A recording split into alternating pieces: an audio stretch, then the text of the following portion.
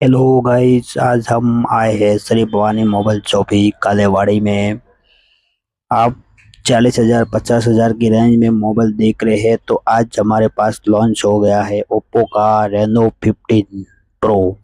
Reno 15 pro और Reno 15 pro mini तीनों variant उसमें आ गए हैं। तो आपको देखने का है श्री भवानी मोबाइल चौकी कालेवाड़ी में रेनो 15 का डेमो भी आ गया है। तो हम आपको बताएंगे लाइव डेमो आज श्री भवानी मोबाइल चौकी कालेवाड़ी से।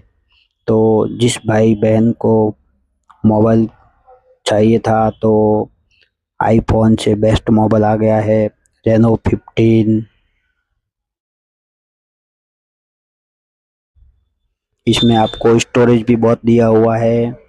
आपको 8 256 प्लस 12 256 और उसके अंदर 200 मेगापिक्सल कैमरा दिया हुआ है, एआई कैमरा दिया हुआ है और 4K वीडियो शूटिंग दिया हुआ है।